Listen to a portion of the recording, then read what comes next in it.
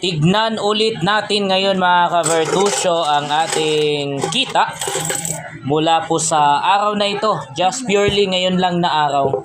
Tapos tingnan natin kung may mga barya ba tayo may mataas na value po dito. Okay? Ngayong araw lang po itong kita na ito mga ka-Vertusio. Tapos magbakasakali po tayo na sa mga baryang ito. Nakakita tayo ng mga barya na may mataas na value. Error coin or commemorative coin or mga hard to find coins na meron po tayo today. Tignan po natin sa reels na ito. So magkano ba ito? 20, 40, 50, 60, 70, 80, 90. Madami. So more or less mga 150 ito mga ka-Vertusio.